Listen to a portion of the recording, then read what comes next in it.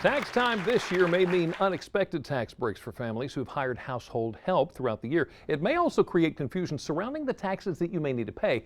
Have you ever hired a housekeeper, a dog walker, maybe a babysitter? Did you pay taxes for them? If not, you need to know the IRS requires you to pay them. Here to help sort it all out for us is household tax expert Kerri Swope. Kerri, thank you so much for joining us this afternoon. Thank you for having me. Is there a way that we can figure out whether or not we need to be paying these taxes? Absolutely. So what we recommend is a two-part test that hinges on who has control in the relationship and how much in wages are being paid to that nanny, senior caregiver, or even a housekeeper. So if a family is paying $1,900 or more in a calendar year to that caregiver, and if the family has control over who is performing the work in their home and how that work is being done and when, then the IRS does consider the family to be a household employer and the caregiver to be their employee, which means that the family is responsible for managing what's commonly referred to as the nanny taxes and withholding taxes from the caregiver. Okay, so what are the taxes that need to be paid by the employee and the ones paid by the employer? Sure. Again, these are called the nanny taxes Right. regularly or commonly. And an employer's tax liability is going to be about 10% of the wages they're paying to the caregiver and cover things such as Social Security and Medicare and federal and state unemployment taxes. And on the caregiver side, the taxes that are withheld are no different than your taxes or my taxes that are withheld and include the other portion of Social Security and Medicare and federal and state income taxes. And we have an easy to use free calculator at care.com, who I'm here on behalf of today, for families to utilize to calculate those tax costs, as well as tax savings that are available to them that they might be eligible for when they pay the caregiver legally. Are there some common household tax mistakes that we make? Yes, the most common misperception when managing the nanny taxes is treating the caregiver as an independent contractor instead of the employee.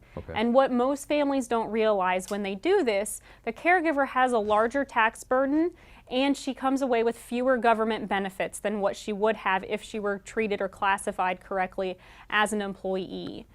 The other thing most families don't understand or realize is the requirement to have a workers' compensation policy. Not every state requires it, but in Delaware and Maryland they do.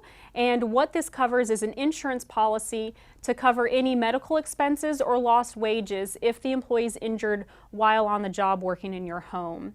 And then lastly, many families think they can wait until tax season right now to deal with nanny taxes and pay those, when in fact it's actually a bit more complicated than the April 15th deadline, and they should be handling the process throughout the tax year. What about overtime? Is that an issue? It is. Many families overlook the overtime issue. They think or assume that they can pay a salary to the caregiver and not have to worry about tracking hours.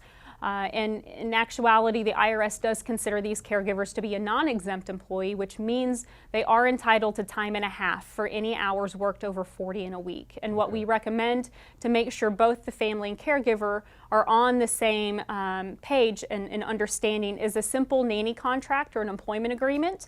And families can download a free template to utilize to set those expectations at myhomepay.com under the resources section.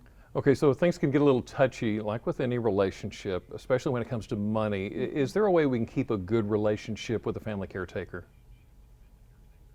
We recommend that the family and the caregiver be upfront and open about the tax and payroll process from the outset of the relationship. So during the hiring and interview process, make sure to set the expectations with the caregiver about what taxes will be withheld and what her total compensation looks like. All righty. Household tax expert Kerri Swope, thank you so much for your time this afternoon. I'm not sure I took notes quickly enough.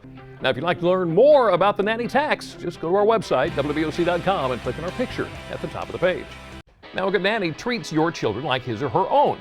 Up next, researchers are asking the question, do you treat your pets like your children? These results may shock you, or maybe not. We even asked you the question, and wait until you see just how many of our DelmarvaLife viewers treat their animals just like babies.